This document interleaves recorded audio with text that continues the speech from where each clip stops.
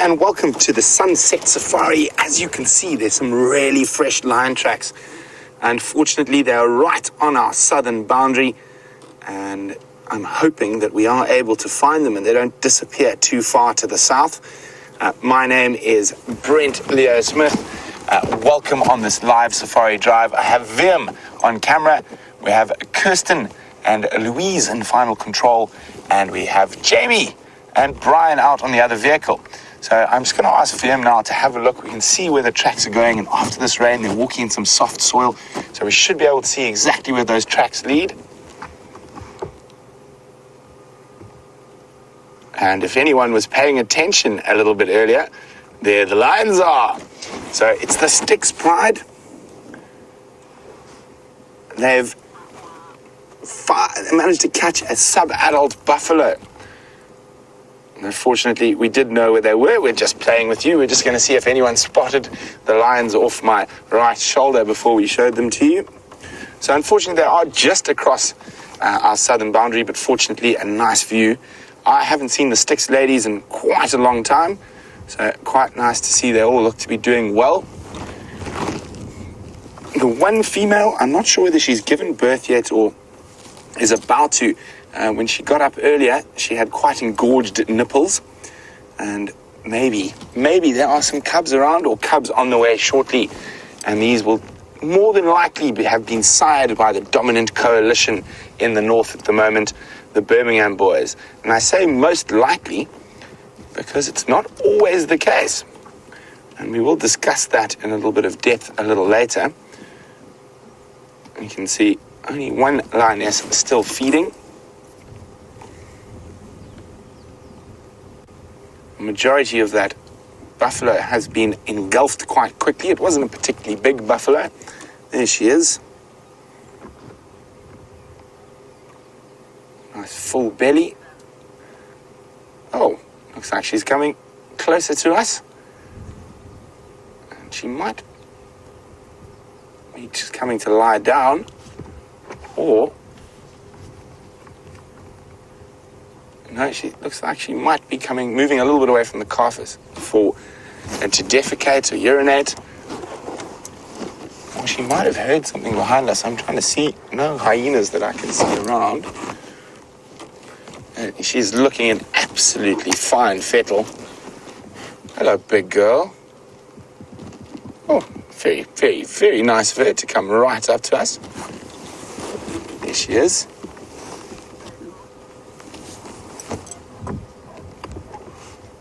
I think she's going to come plunk down, possibly right next to us, and wouldn't that be lovely? So, no vultures here today. Nice cool day. The vultures haven't been able to get up on those thermals and get up high to see if they can see anything. And of course, this cool, rainy, windy weather is wonderful for the cats to hunt in. And she's a very big lioness, this particular individual.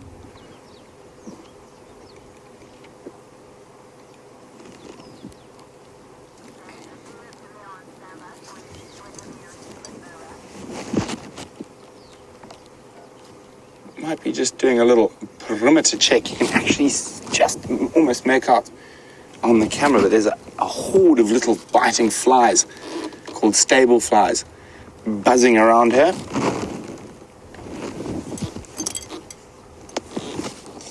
I'm just going to lie down in the cool sand of one of the busiest roads in the Sabi Sands, it looks like.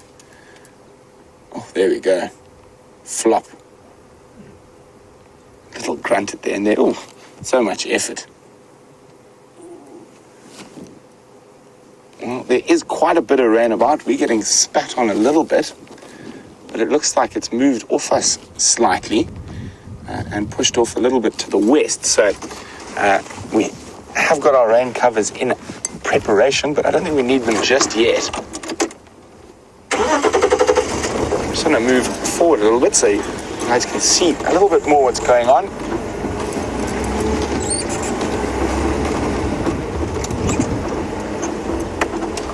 So, from what I can see, it looks like the kill almost actually took place right here. And during the rain, either sometime last night or this morning, and right next to us here you can see the intestines have been buried. You can see there where the lions have dug up the sand and buried the intestines, and that's to try and mask the smell from other potential predators. There's the main stomach compartments, and that hasn't been opened. There has been attempts, if we come a bit wider there, Vim, you can see how the lions have clawed and tried to kick sand over that. That's just, unfortunately, a bit big for them. And only having 3 ladies here, they haven't been too aggressive. I was trying to see, oh, she just turned her back now.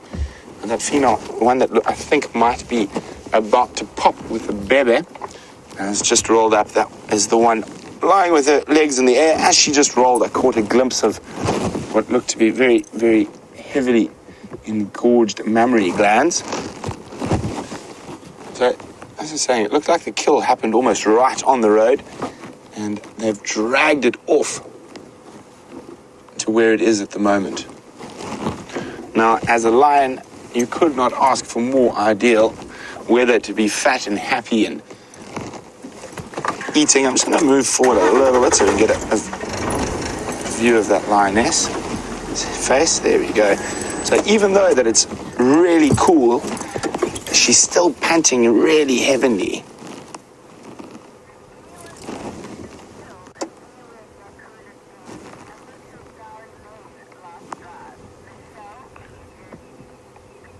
So it's still trying to, the digestive process, creating heat.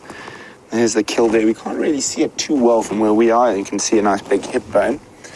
And I'm sure quite a lot of you are a little bit worried since we are on the southern boundary, which is known as Gowrie Main. And Karula currently has her cubs stashed in a den very close to this road. And Michelle in New Jersey was the one who was very worried about that and was wondering whether these lions are close to Karula. So Michelle, what I'm going to do is I'm going to ask Vivian to go straight down the road here with the camera, and I'll try to pinpoint more or less, where's my finger, where Karula's den is. It's about there. So on the eastern side of the Mawati drainage, probably over 2 kilometers in a straight line from where we are now. So happily for Karula, that's quite far away. It's a very interesting den site, but while we're with the lions, I think we're just going to stick to lions for now. I will discuss Karula and her den site a little bit later on the safari, but let's stick to the big cats that we have with us.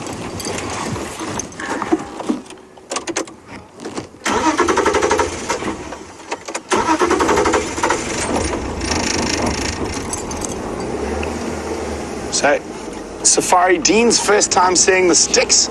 Well, congratulations, Safari Dean. They are beautiful lionesses. I'm just going to try to see where we can get the best view for now.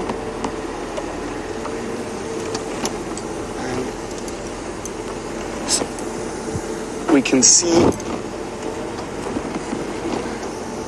I'm trying to see if we can get a nice little view of through that gap. And as I said, it was a young buffalo. And we get through that hole there, Vim, have I gone too far? I'm just trying to see I've gone too far. If I come forward a little bit for you. And there you can see that heavy panting lioness.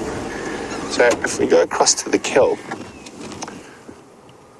we can trying to just see the heads just through there, and very undeveloped horns. That's the ear. Unfortunately, we can't really see the horn from where we are here. So probably a buffalo calf of around 2 years old would be my guess.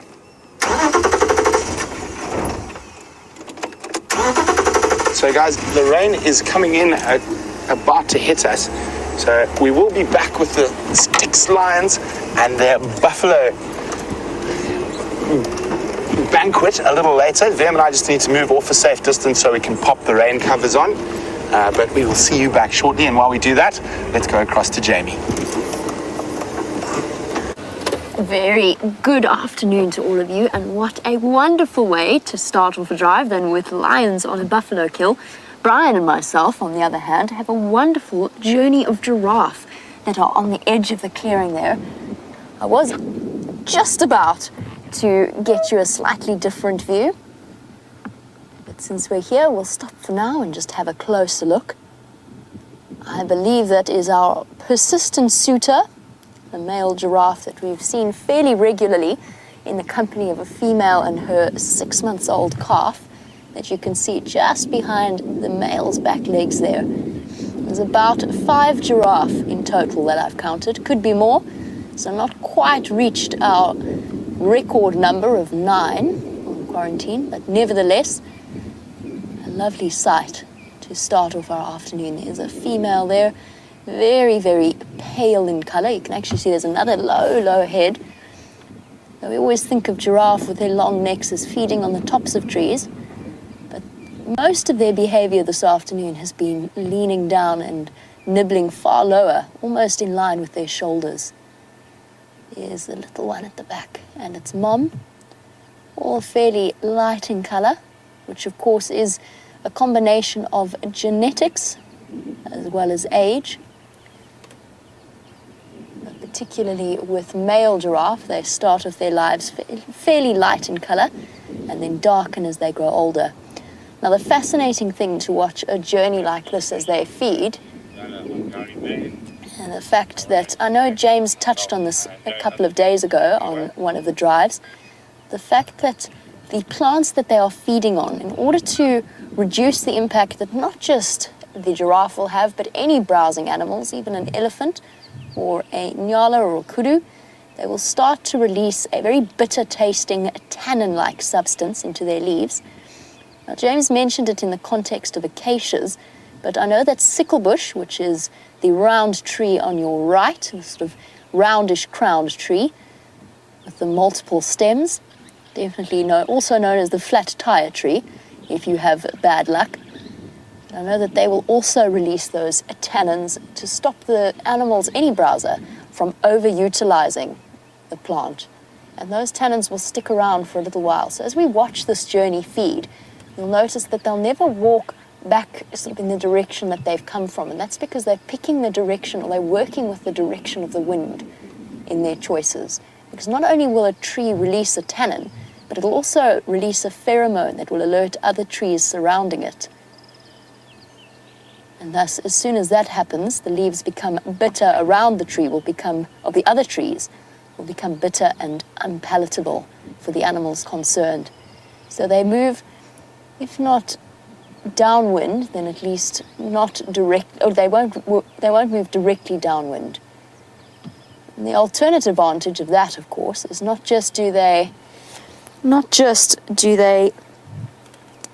manage to avoid the bitter tasting leaves, but also the fact that they will be able to smell any kind of a threat. So any browsing animal will walk into the wind, or vaguely in the direction of into the wind, in order to secure their safety and also to ensure that their afternoon tea is somewhat more palatable.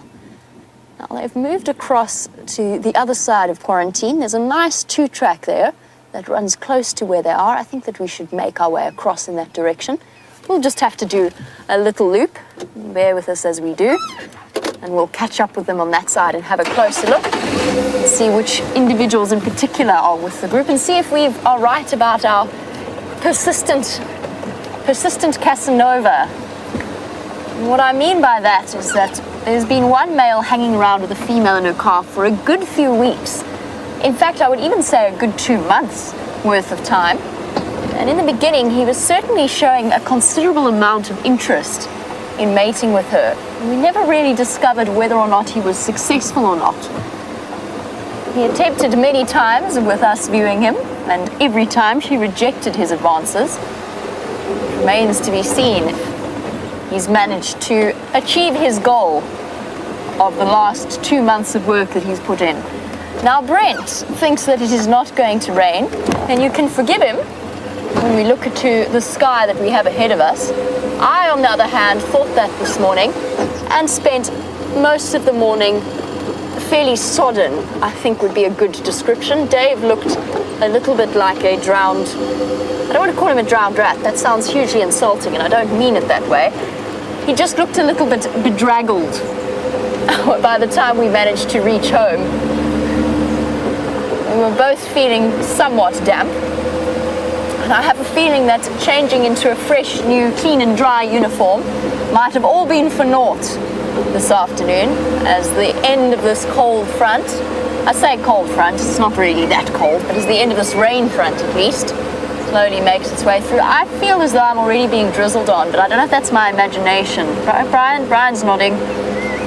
There's a little bit of drizzle in the air. There is a moisture and a drop to the temperature that suggests that Brent perhaps might be mistaken.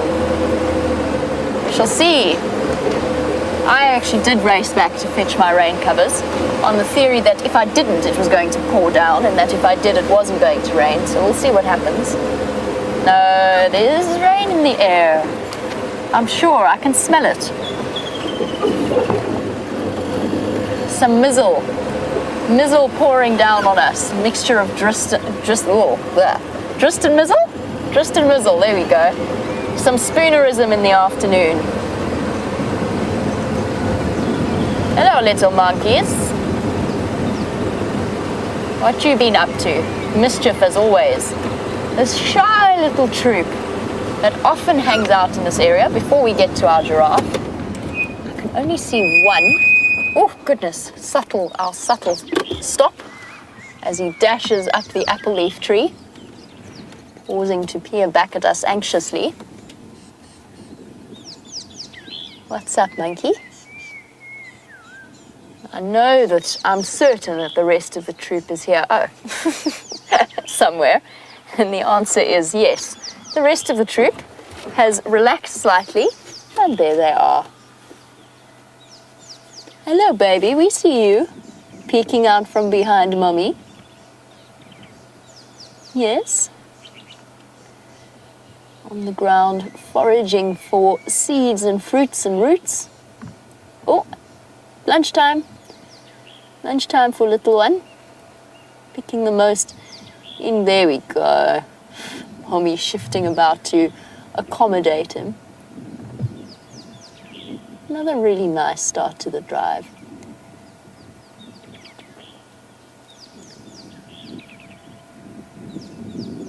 Oh, look at the way she's investigating that baby. Dinner and bath time.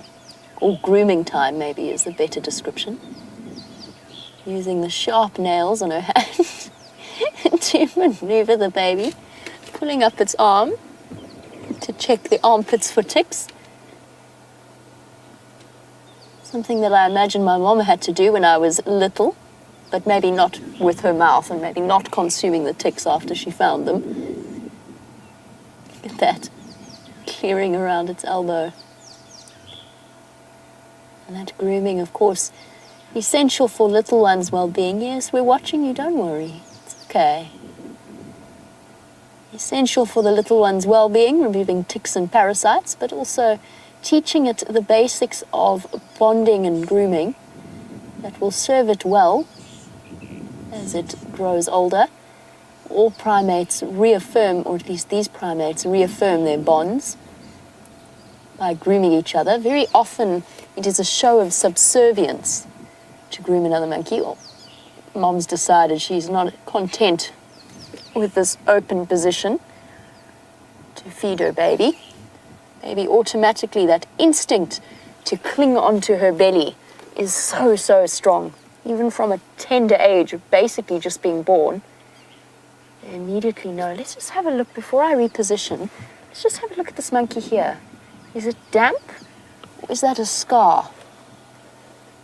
Looks like a scar to me, along its back. Bald patches of fur. And it's got a little bit of a limp. I wonder, this monkey must have had some kind of narrow escape. If I had to throw a guess out there, I would hazard at the possibility of an escape from a bird of prey. They've both moved through. Don't want to really startle them. The engine run for a bit. And we'll just idle forward very slowly. And I wonder as well if this is not Mom's previous youngster, judging by the position it's taken up. Sorry, guys. Sorry. It's all right. It's okay. Maybe a lucky escape. I'm going to speak softly just so that I don't disturb them, but maybe a lucky escape from a raptor. It's not a fully grown monkey. You can see mom on the left and then the youngster on the right. Maybe a previous offspring. Could well be. And there's lots of threats to monkeys out here. Big birds of prey, something like a martial eagle, even a Rose eagle owl will tackle a monkey whilst they are thinking they are safely asleep in their trees that they've picked for the evening.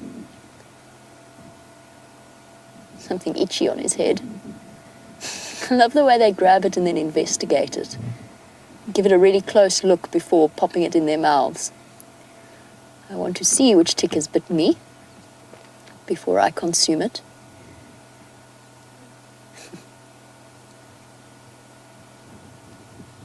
Look at that. Affection to the mother as well. Could be another member of the troop, but I would hazard a guess and say that it is mom's previous offspring. So an older sibling to the little one that's currently falling asleep whilst suckling, as babies are wont to do. Giving mom a good groom. And they can reproduce twice in a year, in a good year. Carla, this is the only species of monkey that occurs within the Sabi Sands. It is known as a vervet monkey, one of only 2 species of true monkeys that occurs within South Africa. The other is known as the sykes, previously known as the Simango monkeys, and they occur more in forested regions. So these are vervet monkeys. The other large primate that we get are chukma baboons. They are much, much larger. Here's another one hiding, well spotted, Brian. Hiding beneath leaves, sheltered beneath the leaves of a sickle bush. Having a jolly good scratch of its tail.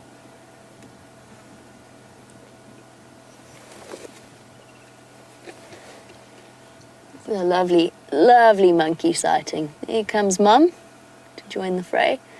Poor little baby just wants to have a meal and a nap. Mom keeps moving off. Imagine if our children were able to cling on like that, how much easier lives would be. Although we'd probably find ourselves with back problems.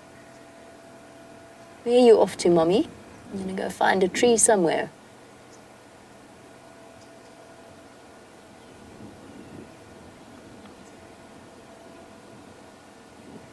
And Safari Dean's absolutely right. This is a lovely sighting because we're getting to see them on the ground, which actually doesn't occur that often. It is where they feel at their most vulnerable. There you can see Mom decided she's not quite comfortable. I think she's going to go up a tree. The most common time that you will see them on the ground is when there are fruiting trees like marula trees or jackalberries. But when they do so, they are exceptionally alert and a little bit nervous, which is why I've approached the sighting so carefully. I think she's moved back a little bit behind the marula tree there. That's why I approached the sighting carefully. They don't feel as at home or as protected as they do. Obviously, it makes them exceptionally vulnerable to leopards. Once they're up in the thinner branches or the boughs of the tree, there we go. There's the monkey with the scarf following behind. And even competing with a monkey, a leopard in a tree just doesn't have quite the same agility, and it takes an exceptionally skilled leopard to catch a monkey, and an unlucky monkey at that, from the boughs of a tree. But leopards are very good at surprising monkeys down on the ground, so that's why they are so nervous. It puts them at risk of all kinds of different predators, including possibly snakes, but mainly birds of prey and leopards. Speaking of animals or the predators of the reserve, let's find out what Brent's lions are up to.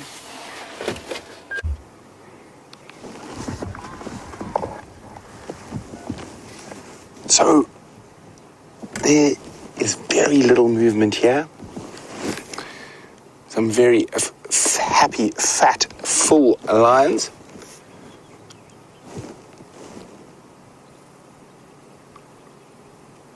So quite interesting how the lion's pride's territories have shifted over the last couple of months. And we've seen the Nkuhumas not too far from here a few times, and we've seen very little of the sticks over the last, well, probably since November. Even actually before November, we've seen very little of the sticks. But it seems like, to a degree, a lot of the pride territories have almost shifted back to where they were before the Birmingham takeover. And so the sticks are starting to come quite far north again, up towards the southern sections of Djuma. The Nkuhumas still haven't quite got back to their normal part of the world, which is very good for us. We're seeing a lot more of the Nkuhumas than we were in the past. They seem to have shifted a lot of their territory onto Djuma, covering most of Djuma now, and also a little bit further to the west into Arathusa and Sebambili. Traditionally, they used to spend a lot of time to the north in Buffelshoek, but now the Talamati pride seems to be spending more and more time in the area that was traditionally Nkuhuma territory. And Talamati pride is getting quite big now. So 5 lionesses, but 8 cubs. They also spend a lot of time with the Salati male lions. And since the Birminghams have ousted the Matimbas, the Birminghams don't really go into the north too much. They seem to stay in the east. So the Salatis have also started pushing quite a lot further into Buffelshoek than they were in the past.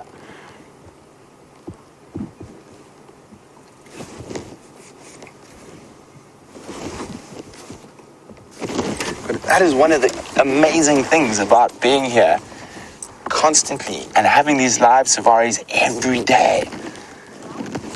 We can keep up to date with the comings and goings and shifts and changes of all the different animals. Of course, it'd be nice to be able to see them every day, but then that would take half the fun out of finding them. Neil's wondering, how did the sticks get their name? Neil, it's a very old name. As far as I know, the original Sticks Pride probably originates from the late 90s on Mala Mala. And if I remember correctly, it was someone who was being quite poetic and something to do with the river Styx from Greek mythology.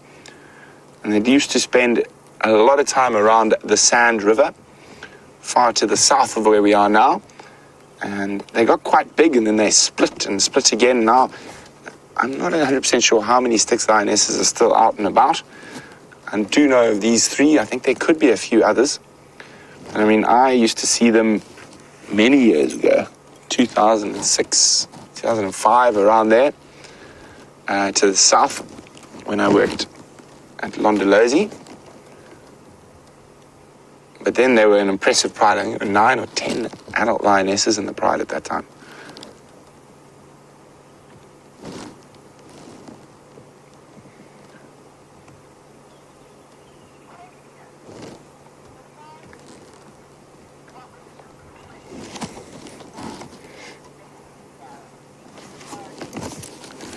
So Safari Dean has got quite an interesting question. Since we've been discussing the different pride movements, Safari Dean would like to know what would happen if the Nkuhumas happened upon the sticks here. Well, I think with only 3 Styx lionesses, I think the sticks would turn tail and try to get out of here. But you never know. With those 5 adults, the Nkuhumas would definitely have the upper hand at the moment. But I think more than likely, the sticks would probably try to get out of here as fast as possible.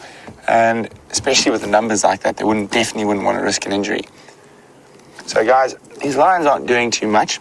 We'll definitely keep checking here, but it's up to you guys. It's your safari. So let me know via Twitter or email whether you would like to stay or go. So use the hashtag Safari Live or send us an email at questions@wildearth.tv. Should we stay with the sleeping cats a bit longer, or should we go see what else we can find and then possibly come back? And while you decide, Jamie's still with the journey.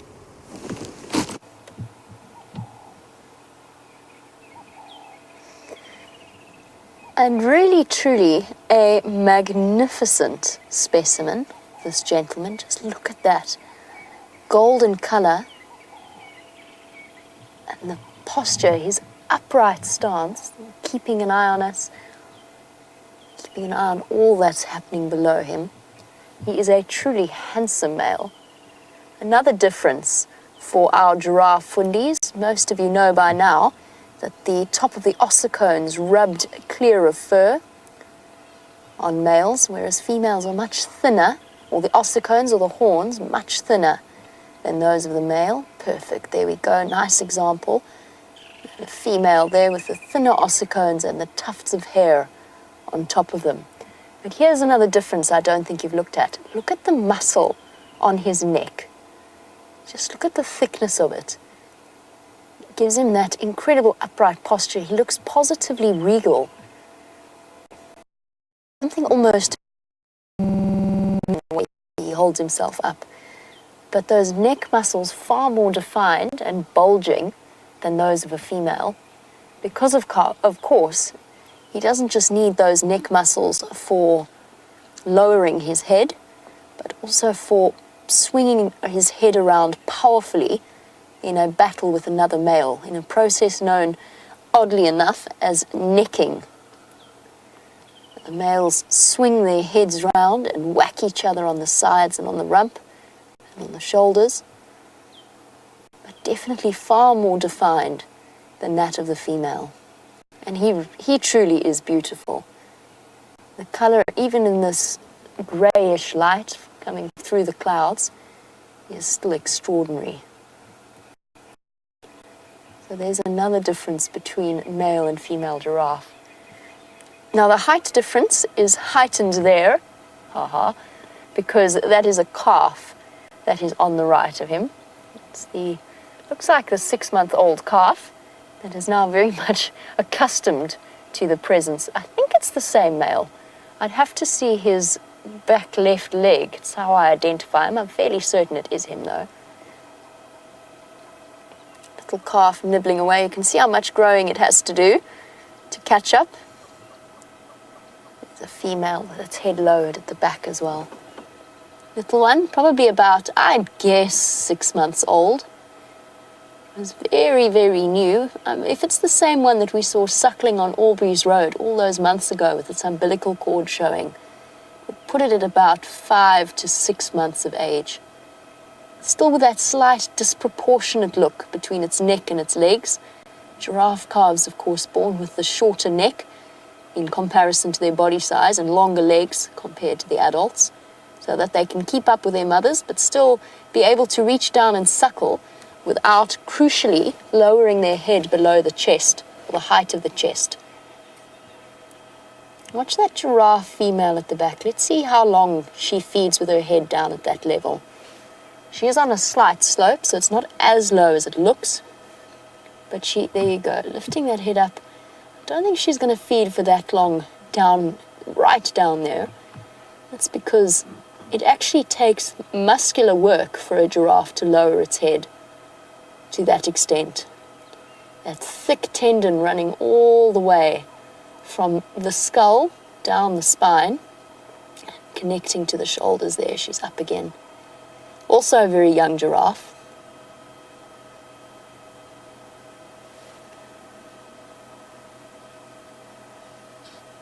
And since we've started the sighting, the females have been relaxed and feeding, and yet the whole time a gentleman has been keeping an eye on us. It's all right, boy.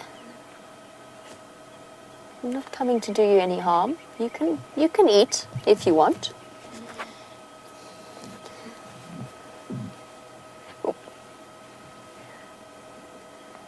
Shaking the oxpeckers away from his head. They're obviously irritating him a little bit. Oh, little fight over the best spot to pick off ticks and fleas and parasites.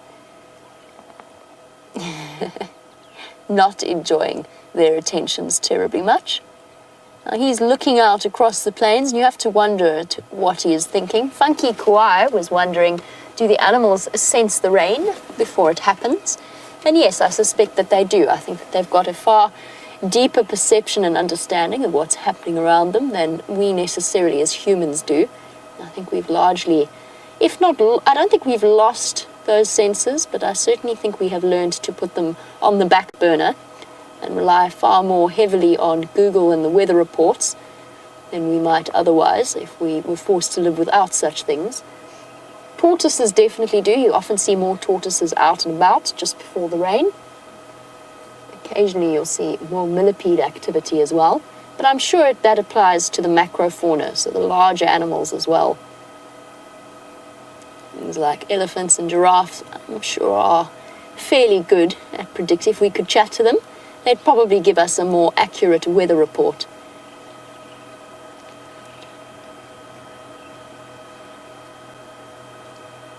The giraffe love this area.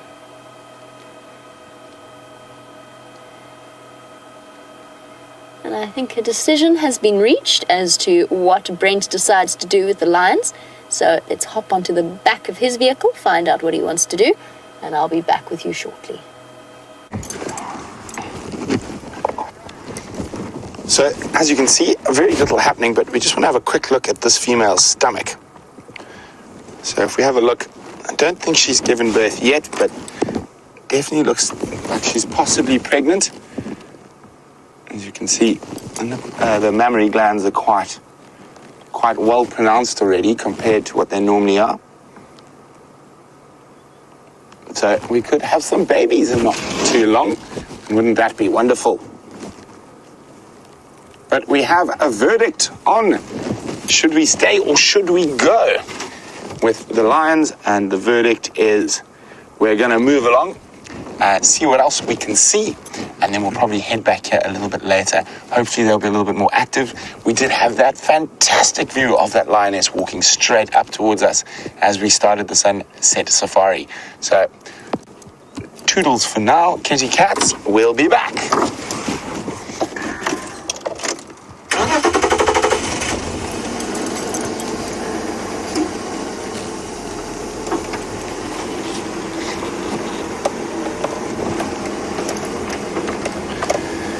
So last year we were lucky enough to spend some time with some little lion cubs, and Amy is wondering, is this the same Styx Pride that had 3 little cubs killed? I think it was 2 cubs killed. 3 cubs killed, sorry, you are correct there, Amy, by the Birmingham boys last year. It is the exact same Styx Pride. They have now succumbed to the Birmingham males. So, as I said, it's more than likely that the Birmingham males have fathered that pregnant female's cubs. However, a very interesting thing happens in lions, and in quite a lot of lion populations, up to about 50% of the cubs are actually not sired by the pride males or the dominant males in the area. There are nomadic males whose survival strategy, or not survival strategy, their genetic passing on strategy is to sneak around, and they will sneak around the peripheries and through these coalition males areas, and they'll mate with lionesses when they get a chance. And in certain areas, up to 50% of the cubs born are born from those sneaky males, and that's how they pass on their genetic code without having to fight extensively for that right. Now, this quite often happens in an area like this, where we often have very big male coalitions, so 4 or 5 lions.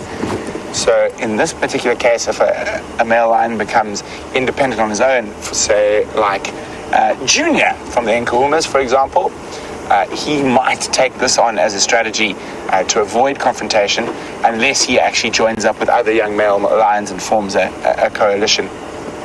So it's quite often these single males that haven't joined coalitions are forced into that sort of sneaky male lion role to pass on their genetic code. Okay, Vim, what should we look for next? Mvula. Well, Vim says we should look for Mvula, and I'm quite happy to tell you, Vim, we found Mvula. Vim? We found Mvula. Do you mean the... It's raining, so I've already got Vim's request answered. Then Vim asked me to find Mvula, but Mvula is the word for rain. I think Liam was referring to the leopard, but I will take it as the rain. So I have tick. He wanted lions, now he wanted mvula. So I found mvula. Let's look for Tingana then. Okay, there we go. Now Liam says we should go look for Tingana. I think we will do that. So just while we're chatting about mvula and Tingana and other leopards, a quick update on what's happening with the other leopards. As you know, Shadow has presumed to have been given birth on Arathusa. I spoke to De Beer, who's one of the head trackers at Arathusa, and they went to check on her between drives today, and she's still in the same den site, so that whole area is still zoned. Someone did see her driving down the main access road away from the den site in the middle of the day today, but she was a little bit later already back at the den site. Now, Karula has got that den site on Gowrie Main. Strangely enough, Shadow's den site is on one end of Gowrie Main and Karula's is on the other. So the lions are literally in between the two different leopards that have cubs in this area at the moment. Now, Karula's chosen an unusual place to keep her cubs, and that is in a stormwater drain underneath Gowrie Main. Although I think she's probably moved them after the rain this morning. So that area, of course, is still completely zoned.